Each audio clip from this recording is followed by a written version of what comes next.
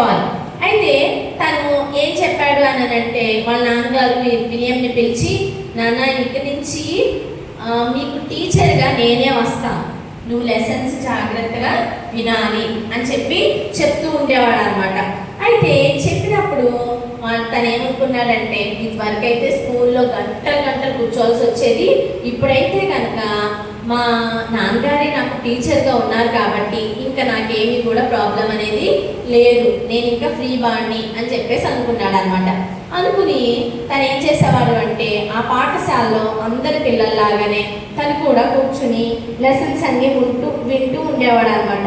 అయితే తను ఏం చేసేవాడు అని అంటే ఖాళీ టైంలో వాళ్ళ చర్చిలో ఏం చేసేవాళ్ళు అంటే, ప్యారిష్ అంటేనే చర్చ్ అనమాట, ఆ చర్చిలో ఏం చేసేవాళ్ళు అంటే పాటలు పాడేటటువంటి ఒక బృందం ఉండేదన్నమాట, వాళ్ళతో తను ఉంటూ ఉండేవాడు అనమాట. ఆ యొక్క దాంట్లో ఆ క్వైర్లో ఉన్న వాళ్ళందరూ కూడా తనకన్నా పెద్దవాళ్ళే అయినా సరే వాళ్ళతో ఫ్రెండ్షిప్ చేసేవాడు అనమాట, పాటలు పాడుతూ ఉండేవాడు అనమాట. అయితే వాళ్ళు చాలా అల్లరి చేస్తూ ఉండేవాళ్ళు అనమాట. వీటిని కూడా ఏం చేశాడు అంటే క్రమక్రమంగా అల్లరి పనులు చేయటం నేర్చుకున్నాడు అనమాట. ఒక వింతైన ఒక ఆట ఆడేవాడు అనమాట. ఏంటిది అంటే స్టాగా రోని అనే ఒక ఆట ఆడేవాడు. ఆట పేరేంటి? స్టాగా రోని అనే ఆట అనమాట. అది ఒక తాడు పట్టుకుని ఆడుతూ ఉంటారనమాట. ఎత్తైనటువంటి ప్రదేశాలకు ఎక్కుతారు, చెట్ల మీదకి ఎక్కుతారు.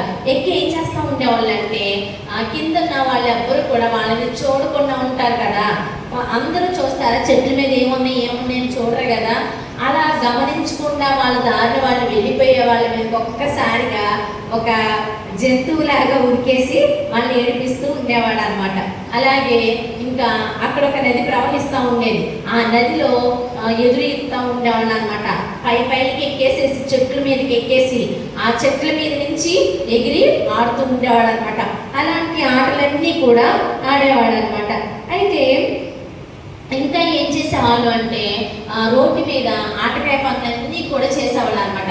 వాళ్ళని వీళ్ళని ఏడ్పించడం, కొట్టడం, చేయటం అలా చేసేవాళ్ళు. ఒకసారి అయితే ఏం చేశారు అంటే ఒక ఆయన అక్కడ ఏం చేస్తున్నాడు అంటే కొన్ని ఫ్రూట్స్ అమ్ముకుంటూ ఉన్నాడు అనమాట.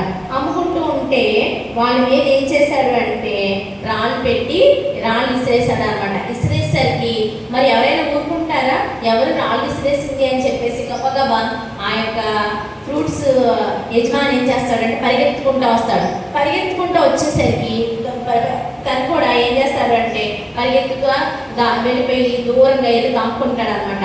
అయితే ఎందుకని తను తప్పించుకోగలిగాడు అంటే ఆ ఫ్రూట్స్ అనే వ్యక్తి చాలా లావుగా ఉన్నాడు. ఆ లావుగా ఉండటం వల్ల పరిగెత్తలేకపోయాడు అనమాట. సన్నగా ఉన్న వాళ్ళైతే ఫాస్ట్గా రన్నింగ్ చేస్తారు, కానీ లావుగా ఉన్న వాళ్ళు బాగా రన్నింగ్ చేయగలరా?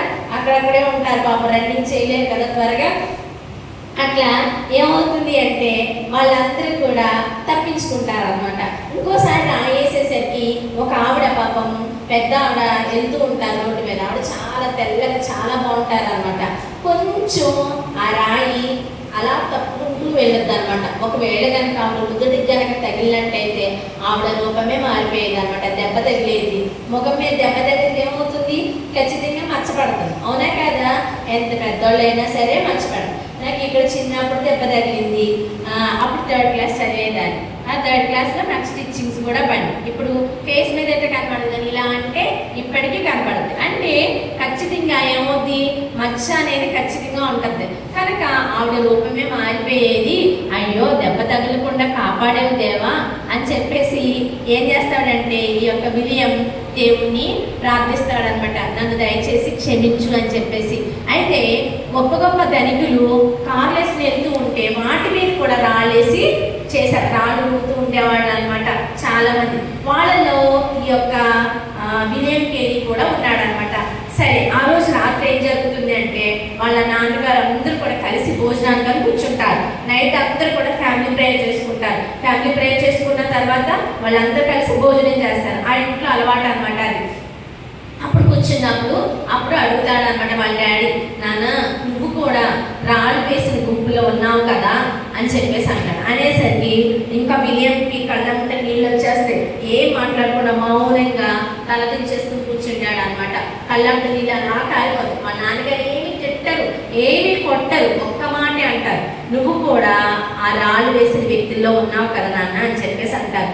ఇంకా వెంటనే తనకి చాలా బాధ అనిపిస్తుంది, ఇంకెప్పుడు కూడా అలాంటి పని చేయకూడదు అనేసి తను అనుకుంటాడు అనమాట. అప్పుడు వాళ్ళ చిన్నాన్న వచ్చి చెప్తాడు, నాన్న నువ్వు ఇలా చేసావు కదా, ఒకవేళ కనుక ఆ యొక్క కారుకి ఎవరికైనా సరే తగిలి అద్దం కనుక పగిలినట్లయితే ఎవరు కొట్టారు అనేసి అడిగినప్పుడు పలానా క్లర్క్గా పనిచేస్తున్నటువంటి వాళ్ళ కుమారుడైనటువంటి వ్యక్తి కుమారుడు కూడా కొట్టాడని తెలిస్తే కనుక మీ డాడీని ఆ జాబ్లో నుంచి తీసేసేవాడు. అప్పుడు మళ్ళా మనకి ఏ ఉద్యోగం ఉండేది కాదు, మళ్ళా ఏం చేయాలి, ఈ యొక్క నేత పనికే వెళ్ళాల్సిన పరిస్థితి ఏర్పడేది. కనుక నువ్వు ఎప్పుడు కూడా అలా చేయొద్దు అనేసి వాళ్ళ చిన్న అన్న దగ్గర కూర్చోబెట్టుకుని చెప్తాడనమాట. చెప్పేసరికి ఇంకా విలియంకి చాలా బాధ వస్తుంది అనమాట.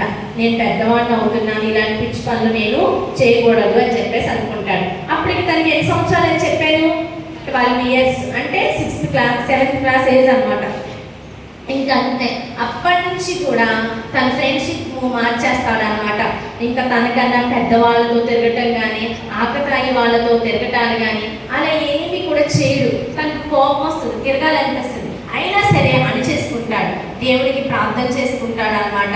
ఆ యొక్క కోరికలన్నీ కూడా తను తగ్గించేసుకుని ఏం చేస్తాడో తెలుసా, చదువు మీద కాన్సన్ట్రేషన్ చేస్తాడు. ఏం చేస్తాడు, చదువు మీద కాన్సన్ట్రేషన్ చేస్తాడు అనమాట. అందుకే బైబుల్ ఏముంది, దుష్ట సాంగత్యం మంచి నడవడిని చెడగొట్టును అని ఉంది. కనుక మనం చెడ్డ ఫ్రెండ్స్ మనకు తగులుతున్నప్పుడు వాళ్ళకి మనం దూరంగా ఉండాలన్నమాట. అర్థమవుతుందా? అంతేగాని వాడి వల్లే నేను చెడిపోయాను, ఆ అమ్మాయి వల్లే నేను నా చదువు అంతా పాడైపోయింది అని చెప్పి మనం ఇద్దరి మీద నెట్టకూడదు అనమాట. అయితే తను క్రమక్రమంగా చదువులో డెవలప్ అయ్యాడు అనమాట. ఇంకా అప్పటి నుంచి ఏం చేస్తాడు తెలుసా, అన్నీ కూడా తన పుస్తకాలు చదువుకోవడం మొదలు పెట్టాడు. వాళ్ళ చిన్నాన్ని కూడా రకరకాల పుస్తకాలు తీసుకొస్తున్నాడు. వృక్ష శాస్త్రం, అలాగే జంతు శాస్త్రం, నెక్స్ట్ ఇన్సెక్ట్స్కి సంబంధించి కీటకాలకు సంబంధించిన పుస్తకాలు, ఇవన్నీ కూడా తను చదువుకుంటాడు. అంతకన్నా ముఖ్యంగా మ్యాథ్స్ బాగా చేసేవాడు అనమాట.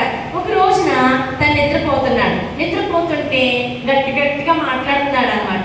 గట్టిగా మాట్లాడుతుంటే వాళ్ళ నాన్నగారు పిలిచి, ఏం నాన్న నువ్వు మాట్లాడుతున్నావు అని అంటే అప్పుడు చెప్పాడు అనమాట, డాడీ 1 నుంచి 1000 వరకు ఉన్నటువంటి ప్రైమ్ నెంబర్స్ నేను ఒకసారి రివైజ్ చేసుకుంటున్నాను అని చెప్తారు. మీరు ఎవరైనా ఎప్పుడైనా అలా చేశారా?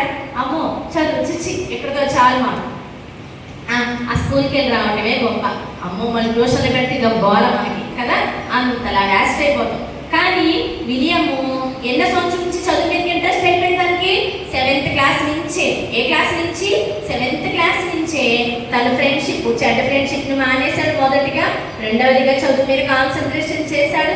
మూడవదిగా స్కూల్లో చెప్పిన వాటిని కూడా తను ఏం చేశాడు, రివైజ్ చేసుకున్నాడు అనమాట.